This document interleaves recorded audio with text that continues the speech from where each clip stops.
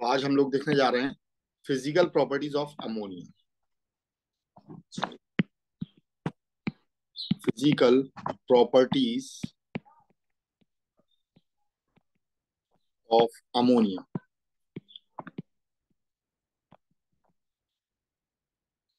सबसे पहले हम बात करते हैं कलर के बारे में। कैसा कलर होता है अमोनिया का? तो ये कलरलेस होती है। ठीक है। पब्लिक यूरिनल्स में बनती है ना ये, है। तो वहां कोई गैस यही उड़ रही होती है, तो कोई कलर्ड गैस होती है क्या? नहीं। तो ये कैसी होती है? कलरलेस होती है। ओडर कैसा रहता है, यानी स्मेल कैसी रहती है? स्ट्रॉन्ग होती है,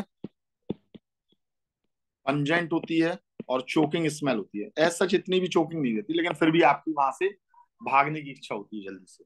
पंजेंट एंड चोकिंग स्मेल। ठीक है। अगर इसे बहुत ज्यादा अमाउंट में सूंघ लिया जाए, ठीक है, तो ये डेथ भी कॉज कर सकती है। When inhaled affects respiratory system, ये रेस्पिरेटरी सिस्टम को अफेक्ट करती है।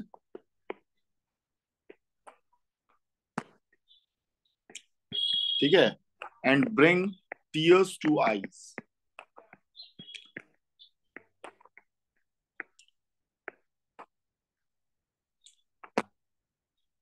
It is heart stimulant, heart को स्टिमुलेट करती है, इन धड़कने वगैरह बहुत तेजी से बढ़ा देगी आपकी। ठीक है ना। So inhaled in large quantity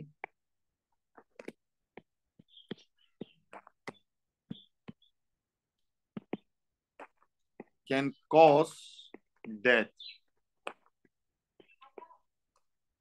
ठीक है। इसकी जो डेंसिटी रहती है, ये कैसी होती है? वेपर डेंसिटी इसकी होती है 8.5। तो इसका मतलब क्या हुआ? It is lighter than air. Lighter than air. तो अगर इसे एयर के ऊपर कलेक्ट करना हो तो आप कैसे करोगे? By downward displacement of air. ठीक है। इसका नेचर होता है कैसा? एल्कलाइन, यानी ये बेसिक होती है, और बेसिक में भी ये पानी में घुल जाती है, तो इसलिए अब इसे एल्कलाइन कहते हैं। तो इसका टेस्ट कैसा रहेगा? बिटर टेस्ट, कड़वा रहेगा। ठीक है। इसका लिक्विफिकेशन पॉइंट,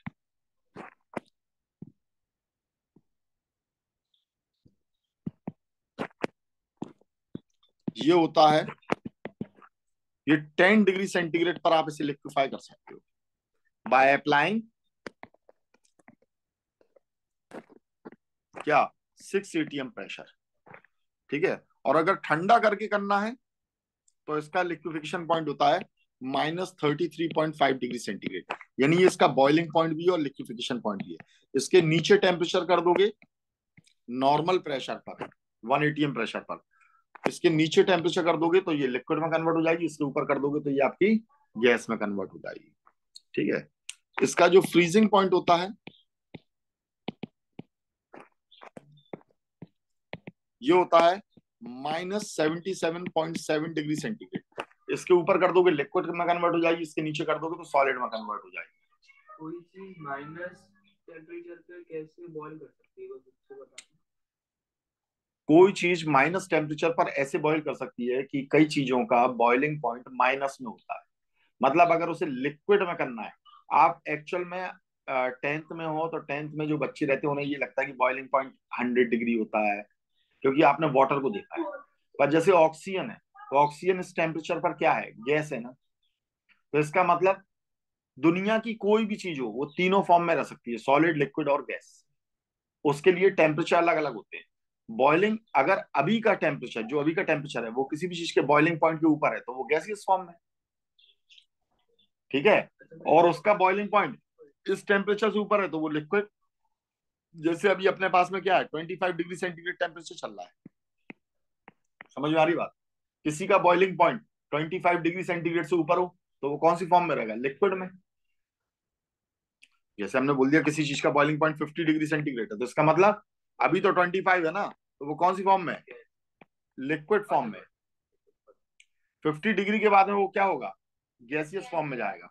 ठीक है, ऐसे ही मेल्टिंग पॉइंट भी होता है। अब मेल्टिंग पॉइंट कितना है, अब ये देखो आप, ठीक है ना। तो हो सकता है कि उसका तो गैसेस का जो बॉइलिंग पॉइंट रहता है वो अभी के टेम्परेचर से बहुत कम है, तो वो माइनस में भी हो सकता है, ये कोई बहुत बड़ी बात नहीं। तो मतलब इस समय ऑक्सीजन अपने बॉइलिंग पॉइंट पे है। बॉइलिंग पॉइंट से बहुत ऊपर है। ठीक है, चलिए अब नेक्स्ट देखते हैं। फ्रीजिंग पॉइंट भी हो गया इसका ये। ठीक है, और आपको मालूम है हाईली सॉल्युबल होती है वाटर में, highly soluble in water, in water कितना होता है, एक वॉल्यूम वाटर का, वन वॉल्यूम,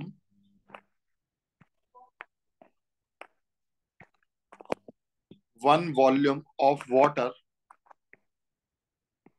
वाटर का जो एक वॉल्यूम रहता है वो 702 वॉल्यूम अमोनिया को डिसॉल्व कर सकता है। 1 लीटर में 702 लीटर, 1 लीटर पानी में 702 लीटर अमोनिया आपकी डिसॉल्व हो सकती है। और कब, at 20 degree centigrade and 1 atm pressure. अगर आप यहाँ पर टेम्परेचर और नीचे करते हो तो और डिसॉल्व हो सकती है, ऊपर करोगे तो कम डिसॉल्व होगी। ठीक है, अब इसमें भी आपका बिल्कुल क्या आ जाता है, वही चीज आपका फाउंटेन एक्सपेरिमेंट आ जाता है जो इसकी सॉल्युबिलिटी के बारे में बताता है। तो इसे तो दोबारा रिपीट करने की जरूरत है नहीं है। बस राइट लिटमस सॉल्यूशन। बस यहाँ पर हम क्या करते हैं, रेड लिटमस सॉल्यूशन लेते हैं, वहां हमने ब्लू लिटमस सॉल्यूशन लिया था HCl में। ठीक है, तो ये तो दोबारा बताने की जरूरत है नहीं है। ठीक है, बस इसमें एक चीज याद रखना कि जो बॉटल रहती है लिक्विड अमोनिया की, bottle of liquid ammonia, liquid ammonia यानी कि अमोनिया को हमने क्या कर दिया, लिक्विफाइड कर दिया है। इसे अगर हम खोलेंगे तो बहुत ही केयरफुली खोलते हैं, शुड बी ओपन केयरफुली, नहीं, शुड बी ओपन केयरफुली। क्यों, इसलिए कि इसे अगर कभी भी खोलना है तो आपको कूल करके खोलना पड़ेगा। ठीक है, ओनली आफ्टर कूलिंग, कूलिंग करने पर ही आपको खोलना पड़ेगा। ठीक है, आइस में या आपका कोल्ड वाटर में कूल करके। क्यों, क्योंकि उस बॉटल के अंदर बहुत प्रेशर रहता है। भाई गैस ही गैस मौजूद है, तो इसके अंदर क्या रहेगा, इसके अंदर काफी प्रेशर रहेगा आपका। ये ढक्कन लगा हुआ है, इसके अंदर काफी प्रेशर रहेगा। अब जैसे ही आपने इसे ठंडा कर दिया आइस में डालकर, इन सब चीजों में, तो ठंडा होगा तो ये थोड़ा सा अपना हीटिंग टेम्परेचर से कम आएगा, तो गैस के मॉलिक्यूल पास पास में आ जाएंगे, तो प्रेशर ड्रॉप हो जाएगा। तो कूल करने से प्रेशर क्या हो जाता है, ड्रॉप हो जाता है। ठीक है ना। और अगर प्रेशर ड्रॉप नहीं हुआ तो फ्लशिंग ऑफ गैस, जैसे ही आप खोलते तो एकदम झटके से पूरी गैस बाहर निकलती है, एकदम से आपके कस के घल सकती है। ठीक है ना। तो otherwise flushing of gas,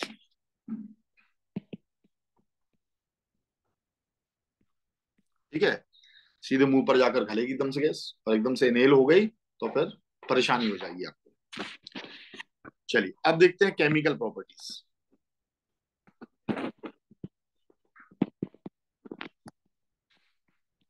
chemical properties of ammonia.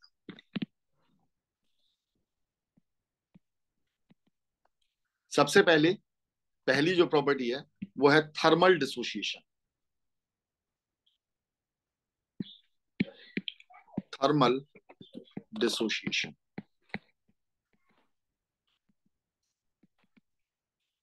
मतलब अगर हम अमोनिया गैस को यहां पर क्या करते हैं, इलेक्ट्रिक स्पार्क देते हैं, क्या देते हैं, इलेक्ट्रिक स्पार्क देते हैं, तो ये टूटती है।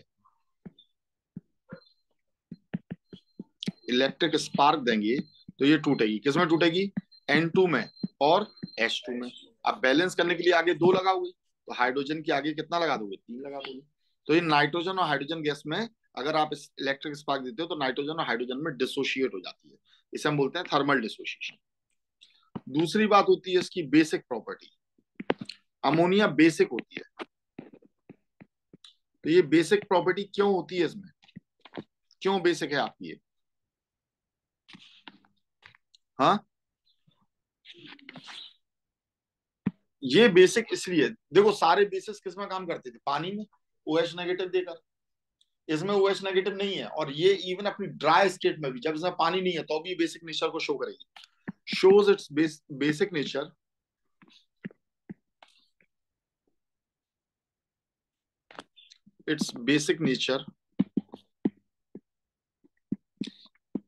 even in liquefied form। ये लिक्विफाइड फॉर्म में भी बेसिक नेचर को शो करती है, मतलब ड्राई फॉर्म, मतलब बिना पानी के भी, एंड विद वाटर ऑल्सो, पानी के साथ में भी करती है, ऐसा नहीं है पानी के साथ में नहीं करेगी। देखो बेस मतलब समझो क्या होता है, एसिड मतलब क्या होता है, what is the meaning of acid, जो H+ दे। तो बेस क्या होता है, जी नहीं, जो H+ को ले। भाई बेस का OH नेगेटिव क्या कर रहा है, इलेक्ट्रॉन रिच है ना ये, और ये H+ क्या है, इलेक्ट्रॉन डेफिशिएंट। इसके पास क्या है, इलेक्ट्रॉन की कमी है, दिस इज इलेक्ट्रॉन डेफिशिएंट। और OH नेगेटिव क्या है, इलेक्ट्रॉन रिच है। तो एक अमीर के पास गरीबी पहुंचता है, समझ में आई ये बात। तो इसे इसकी जरूरत है, इलेक्ट्रॉन की जरूरत है H+ को, तो OH नेगेटिव इलेक्ट्रॉन दे रहा है, इसलिए इससे जाकर लग रहा है। तो बेस का काम है H+ को एक्सेप्ट करना। तो बेस को हम क्या कह सकते हैं, बेस वो नहीं होते हैं कि जो OH नेगेटिव दें, बेस वो होते हैं जो H+ को एक्सेप्ट करते हैं। कैसे, इलेक्ट्रॉन देकर। कैसे, इलेक्ट्रॉन देकर। तो इलेक्ट्रॉन रिच होते हैं या इलेक्ट्रॉन डोनर होते हैं, और इलेक्ट्रॉन पेयर डोनर होते हैं।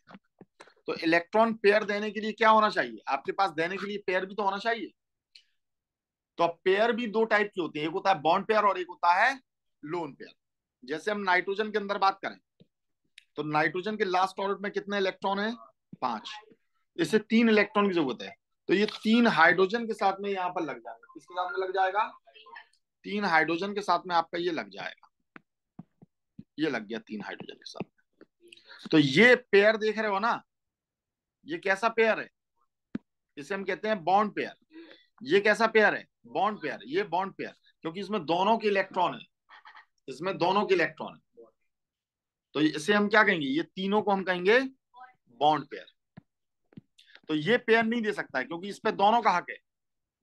पर ये वाला जो पेयर है, इस पेयर में दोनों के दोनों इलेक्ट्रॉन किसके हैं, नाइट्रोजन के हैं। ये किसी को भी इसे लोन दे सकता है, इसलिए हम इसे क्या कहते हैं, लोन पेयर। और इस लोन पेयर की वजह से ही, इस लोन पेयर की वजह से ही ये आपका नेचर में कैसा होता है, बेसिक होता है। ठीक है, तो ammonia is basic due to lone pair. Ammonia is basic due to lone pair. इस लोन पेयर की वजह से आपका ये कैसा होता है, बेसिक होता है, ये होता है लोन पेयर। समझ में आ गई बात, नहीं आई, ठीक है। जैसे हम अमोनिया को लें और हमने क्या किया, पानी के साथ में रिएक्शन कराई, तो देखो ये बेस है, तो वाटर यहां पर किसकी तरह काम करने लगेगा, एसिड की तरह काम करेगा। ये इससे एक H+ निकाल लेगा, और H+ निकाल लेगा तो ये क्या बनाएगा, NH4 पॉजिटिव, और यहाँ क्या बचेगा, OH नेगेटिव। तो इस OH नेगेटिव को ये अपने साथ में लगा लेगा और क्या बनाएगा, NH4। तो हम इसकी जगह पूरा क्या लिख सकते हैं, NH4OH। ठीक है, और इसके बेसिक नेचर को हम ऐसे भी समझ सकते हैं कि अगर हम लिटमस में डालेंगे इसे, किसमें डालेंगे, हमने मॉइस्ट लिटमस लिया और लिटमस के अंदर हमने किसे डाल दिया, अमोनिया को डाल दिया। तो अगर हमने रेड लिटमस लिया है तो रेड से ये क्या हो जाएगा, ब्लू हो जाएगा। मिथाइल ऑरेंज एक और इंडिकेटर है। इंडिकेटर वो होते हैं जो ये बताते हैं कि कोई सॉल्यूशन एसिडिक है या बेसिक है। मिथाइल ऑरेंज, तो ये ऑरेंज से क्या हो जाएगा, येलो। ठीक है, अगर हमने फिनोप्थिलीन लिया तो ये फिनोप्थिलीन जो रहता है, फिनोप्थेलीन, ये आपका कलरलेस से ये हो जाता है पिंक।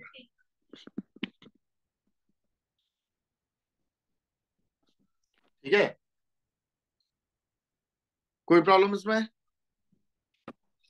अब यहां पर हम बात करते हैं, अमोनिया जो रहता है is not a supporter of combustion. ये कंबशन का सपोर्टर नहीं है, ऑफ कंबशन। ठीक है, इवन जलती हुई तीली पर अमोनिया डाल दोगे तो वो बुझ जाएगी। इट इज,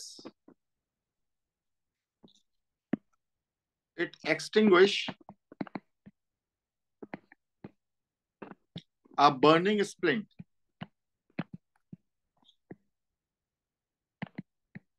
ठीक है, ये स्प्लिंट यानी जलती हुई तीली को बुझा देगा। And does not burn in air, and does not burn in air. ठीक है, जैसे अभी नॉर्मल एयर मौजूद है, उसमें आप इसे जलाने की कोशिश करोगे, ये नहीं जलेगा। पर हाँ, अमोनिया को लो और आप प्योर ऑक्सीजन लो और इसकी प्रेजेंस में आप इसे जलाओगे तो ये जलेगा। ठीक है, इट बर्न्स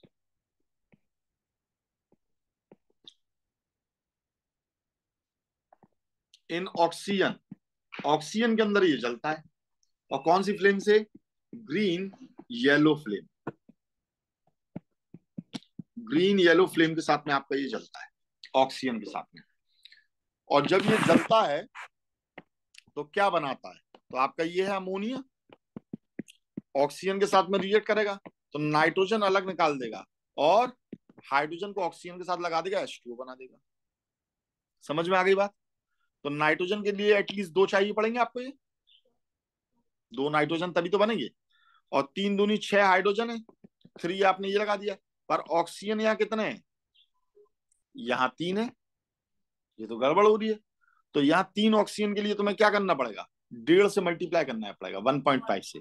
और 1.5 को आपको होल नंबर में कन्वर्ट करना है तो into two, into two, into two और इंटू टू करना पड़ता है। तो कुल मिलाकर आपकी ये क्या हो जाती है? 4NH3 plus 3O2 gives 2N2 plus 6H2। ये बैलेंस इक्वेशन आ जाती है इसकी। ठीक है। आपने जैसे कि कहा कि ऊपर आपने बताया था NH3 एल्कलाइन है, मतलब बेस है, और H2O है, तो वहाँ पे वो एसिडिक एसिड की तरह काम करेगा। तो वैसे कहा जाए तो इनको सॉल्ट एंड वाटर बनाना चाहिए, पर ये क्यों नहीं बना रहे? जरूरी नहीं है हर एक एसिड मिलकर, एसिड और बेस मिलकर सॉल्ट एंड वाटर बनाए। मैंने तुमसे यही कहा है, अभी 11th में पहुंचोगे तो तुम यहाँ एसिड और बेस की डेफिनेशन पढ़ोगे। तो ये वाली जो डेफिनेशन थी कि H+ और OH- सॉल्ट एंड वाटर बनाना चाहिए, ये आपकी किसकी थी? ये एरिनियस की थी थ्योरी। इसके बाद में और भी थ्योरी आई, ब्रॉन्स्टेड लॉरी थ्योरी आई, वो आपका बेसिस को अलग एक्सप्लेन करती है। फिर आपका लुइस कॉन्सेप्ट आया, लुइस थ्योरी आई, तो वो और ही अलग आपका इसे शो करती है। ठीक है ना? तो ये जो रिएक्शन होती है, पहली बात तो ये इरिवर्सिबल होती है। इरिवर्सिबल क्यों होती है?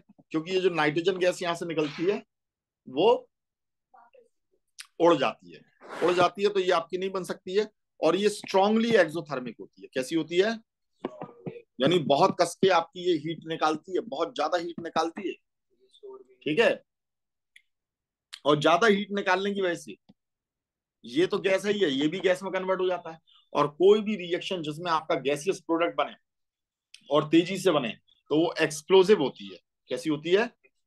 इसीलिए यहां पर कहा जाता है mixture of ammonia and oxygen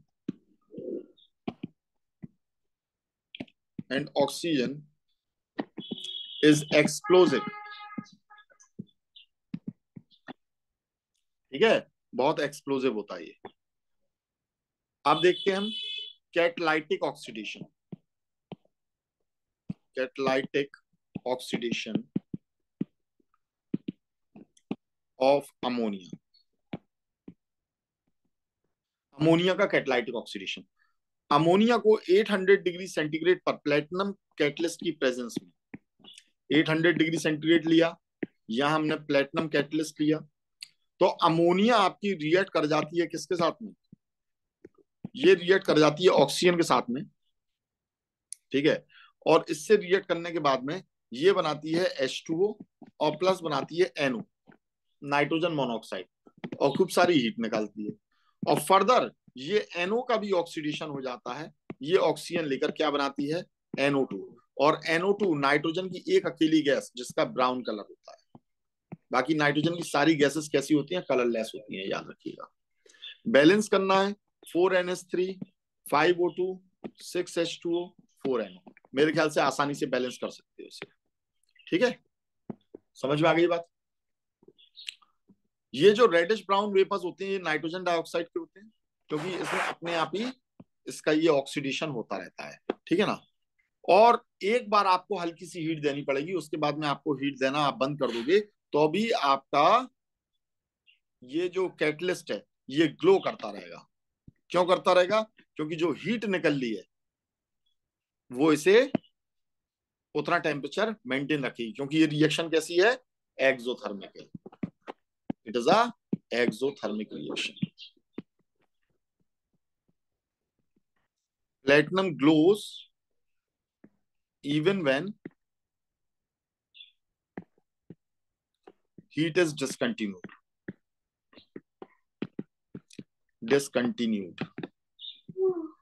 ठीक है, क्योंकि इसका ऑक्सीडेशन जो रहता है वो अपने आप में एक एक्सोथर्मिक रिएक्शन होती है, ठीक है।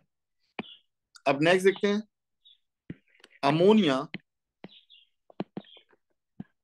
As a reducing agent. ये एक रिड्यूसिंग एजेंट की तरह काम करती है, दूसरे को रिड्यूस करती है और खुद को क्या करती है, ऑक्सीडाइज। समझ में आई बात। तो अगर आप यहां पर कोई भी मेटलिक ऑक्साइड लेते हो, क्या लेते हो, मेटलिक ऑक्साइड लेते हो, तो ये मेटलिक ऑक्साइड को क्या कर देगी, रिड्यूस कर देगी, उसमें से ऑक्सीजन को निकाल देगी, अपने अंदर से हाइड्रोजन निकालेगी, उसके ऑक्सीजन को निकालेगी, वाटर बना देगी। तो दूसरे का रिमूवल ऑफ ऑक्सीजन कर दिया तो उसका क्या हो गया, रिडक्शन। और खुद का रिमूवल ऑफ हाइड्रोजन किया तो खुद का क्या हो गया, ऑक्सीडेशन हो गया, ठीक है। तो कैसे, ये ऐसे करती है कि हमने ये लिया NH3, हमने मेटलिक ऑक्साइड कॉपर ऑक्साइड ले ली, तो देखो इसके हाइड्रोजन और इसके ऑक्सीजन मिलकर क्या बना लेंगे, H2O।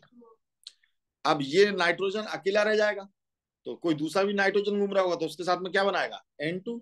और यहाँ ये मेटल क्या हो गया, ये अकेला हो गया Cu। तो इसका ऑक्सीजन निकल गया तो इसका क्या हो गया, रिडक्शन। और रिडक्शन किसने किया, अमोनिया ने। तो अमोनिया कौन है, रिड्यूसिंग एजेंट। और अमोनिया में नाइट्रोजन का क्या हो गया, ऑक्सीडेशन हो गया। तो इसलिए ये है रिड्यूसिंग एजेंट और ये क्या है, ऑक्सीडाइजिंग एजेंट। समझ में आ गई बात, ठीक है।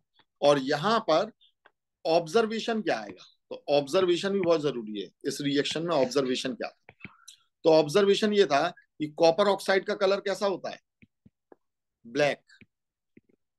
मैंने कॉपर के कलर आपको बताए थे, Cu+1 Cu+2। Cu+1 जो रहता है ये रेड पीपीटी देता है या रेड रेड कलर देता है। Cu+2 का कैसा कलर होता है, ब्लू कलर होता है। कॉपर अपनी एटॉमिक फॉर्म में तो ये ब्राउन कलर में रहेगा, ब्राउन कलर में रहेगा, ठीक है। और कॉपर ऑक्साइड है तो ये कैसी है, ये ब्लैक कलर की होती है।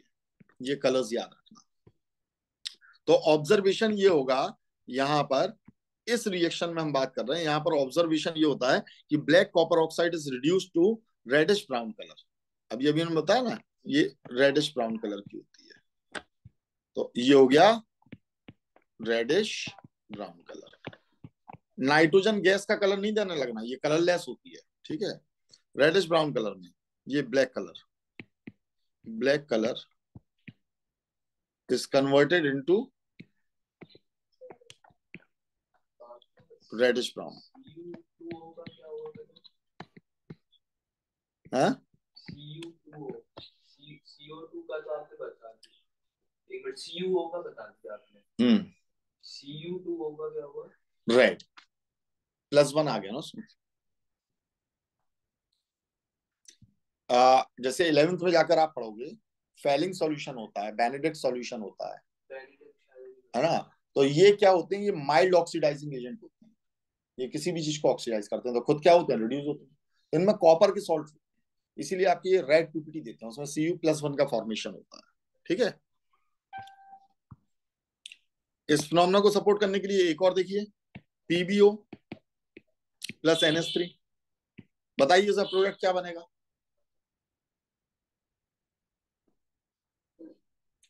बताओ जल्दी रितिका।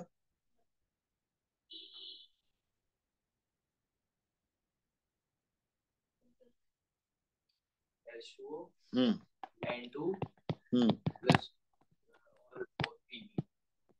क्या परेशानी है, क्या सुनती हो बेटा तुम। ये मेटलिक ऑक्साइड है। अभी हाल ही बताई हुई बात को याद नहीं रख लियो बेटा, क्या होगा। ये मेटलिक ऑक्साइड है। अमोनिया कौन है, रिड्यूसिंग एजेंट है। ये रिड्यूस कर देगा, ऑक्सीजन को हटा देगा, अपने पास से खुद को ऑक्सीडाइज करेगा, हाइड्रोजन को हटा देगा। तो क्या बना लिया, H2O। नाइट्रोजन फ्री हो गई तो N2। और मेटल जो है वो आपका यहाँ पर क्या हो गया, ये आपको फ्रीली मिल रहा है। तो 3 PbO, ठीक है, 2NH3, 3 Pb, और आपका 3H2O और N2। ठीक है। इस नाइट्रोजन को आप चाहो तो कलेक्ट भी कर सकते हो, it is collected over the water. तो पूरा एपरेटस बना सकते हो आप, इन दोनों को मिलाकर आप हीट कर रहे हो, हीट करने पर गैस मिल रही है। इस गैस को हमने ठंडा किया, ठंडा करने के बाद में, ठीक है, हमने से एक वाटर के ऊपर कलेक्ट कर लिया, तो नाइट्रोजन गैस आपको अलग मिल गई। तो नाइट्रोजन गैस को कलेक्ट करना, क्योंकि नाइट्रोजन गैस सॉल्युबल नहीं होती है, it is collected over water, collected over water.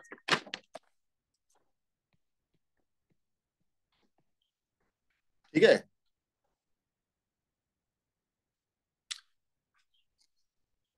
कोई प्रॉब्लम इसमें। ठीक है।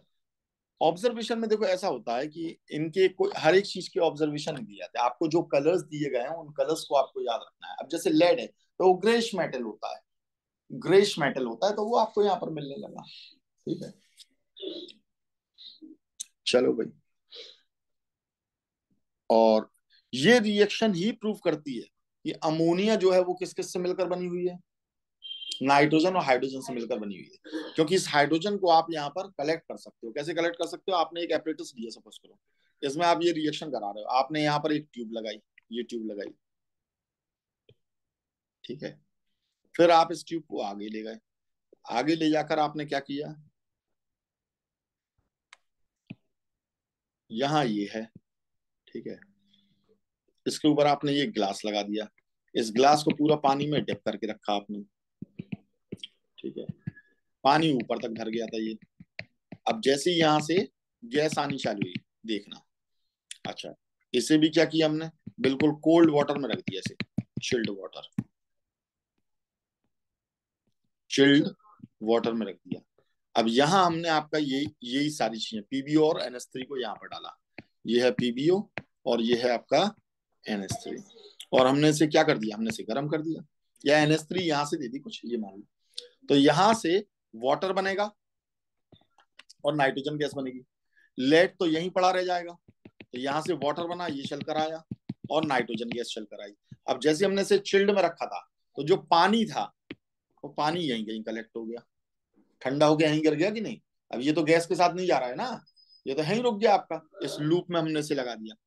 और जो नाइट्रोजन गैस थी, पानी के अंदर तो सॉल्युबल होती नहीं है, तो ये नाइट्रोजन गैस आगे चली, आगे जाने के बाद में यहाँ से इसने बबलिंग करी, यहाँ ऊपर जगह बनाती गई, और पानी को इसने क्या कर दिया, by downward displacement of water, इसे हमने डाउनवर्ड डिस्प्लेसमेंट ऑफ वाटर से कलेक्ट कर लिया। हाँ बिल्कुल, आप उसे भी कर सकते हो, डिस्प्लेसमेंट ऑफ वाटर। ये रिएक्शन तो एक्सोथर्मिक होगी ना। हाँ तो जो वाटर है हम्म वो भी गैस तो में इसीलिए तो हमने इसे ठंडा किया ना, वाटर वेपर है, चिल्ड क्यों किया इसे, वाटर यहीं रह गया। अगर ये नहीं लगाते और तो यहाँ पर आपकी ये नाइट्रोजन गैस आ गई, तो फिर यहाँ नाइट्रोजन और वाटर वेपर्स दोनों आ जाते हैं आपके। यहाँ भी पानी ठंडा करते तो वाटर वेपर्स आपके नीचे गिर जाती, नाइट्रोजन गैस अकेली कलेक्ट होती। और नाइट्रोजन गैस वैसे भी बहुत ठंडी होती है। ठीक है। चलो, तो उम्मीद है ये बात समझ में आ गई होगी। ठीक है।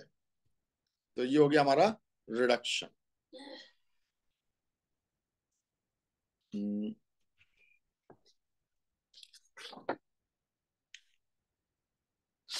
ammonia as a reducing agent. And this reaction shows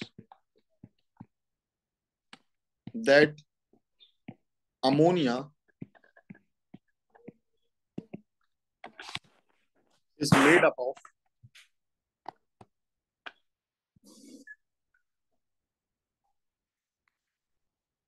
nitrogen and hydrogen.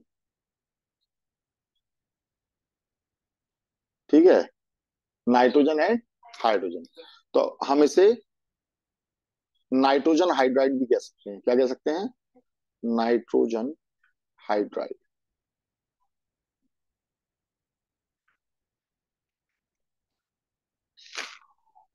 अब नेक्स्ट देखते हैं reduction of chlorine to hydrogen chloride. Reduction reaction ही देख रहे हैं। अभी हमने मेटलिक ऑक्साइड को देखा, अब इसी अमोनिया की रिएक्शन आप किसके साथ में करा दीजिए? HCl के साथ में। HCl को हाइड्रोजन क्लोराइड कहते हैं। तो ये इससे रिएक्ट करेगा और यहां से किसका फॉर्मेशन कर देगा? किसका फॉर्मेशन कर देगा भाई? तो ये सॉरी, रिडक्शन ऑफ क्लोरीन बताना। अच्छा, क्लोरीन बताना है। तो हमने क्लोरीन के साथ में इसकी रिएक्शन कराई, तो क्लोरीन ने क्या कर दिया? नाइट्रोजन में से हाइड्रोजन हटा दिया, तो नाइट्रोजन का क्या हो गया? ऑक्सीडेशन। और क्लोरीन ने खुद हाइड्रोजन अपने साथ में लगाकर क्या बना लिया? HCl। तो इसका क्या हुआ?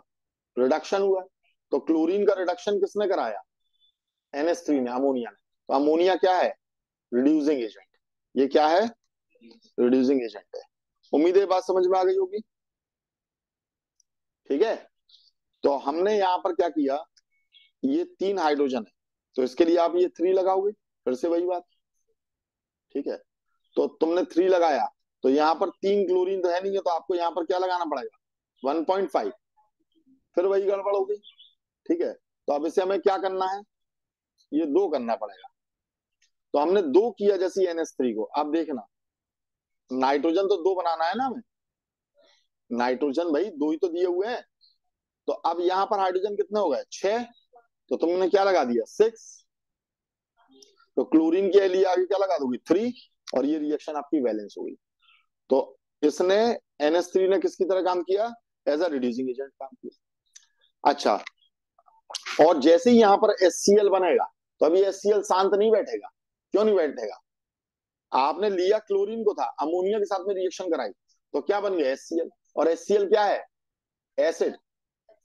तो इसमें और भी तो अमोनिया पड़ी होगी, तो अमोनिया क्या है? बेस। और HCl क्या बना है? एसिड। तो ये तुरंत इसके साथ में रिएक्ट करके क्या बनाएगा? NH4Cl। क्या बनाएगा? डेंस व्हाइट फ्यूम्स बनते हैं। तो अगर आपने अमोनिया एक्सेस में ली है, कैसी ली है? एक्सेस में ली है, तो क्या होगा? तो आपका ये अमोनियम क्लोराइड का फॉर्मेशन हो जाएगा। अब तुमने 6HCl लिए थे, तो 6HCl लिए, और 6HCl से आपको ये 6CnH4Cl बनाने पड़ेंगे, तो इसके लिए इसे भी कितना लेना पड़ेगा? आपको 6 लेना पड़ेगा। नहीं आई बात समझो? तो ओवरऑल अगर रिएक्शन देखोगे तो अमोनिया कितनी लग गई है? 8। ठीक है ना? अब HCl से HCl तो क्या हो गया? कट हो गए, तो यहां पर क्या बनेगा? 3Cl2 gives N2 plus 6NH4Cl। अगर आपने इसे कैसा लिया है? एक्सेस में लिया है तो, और एक्सेस में नहीं लिया है तो नाइट्रोजन अकेली बनकर रह जाएगी। ठीक है, और क्लोरीन का हम कलर जानते हैं कैसा होता है? Yellowish green. कैसा होता है? या ग्रीनिश येलो, येलोइश ग्रीन, तोतई कलर जिसे पैरेट कलर बोलते हैं, येलोइश ग्रीन होता है क्लोरीन का। तो ऑब्जर्वेशन क्या आएगा? तो ऑब्जर्वेशन ये आएगा कि येलोइश ग्रीन जो गैस है, यानी जो कलर है, ये डिसअपियर हो जाएगा इनटू व्हाइट फ्यूम्स। इसके क्या बनते हैं? व्हाइट फ्यूम्स बनते हैं। तो yellowish green colour disappear and forms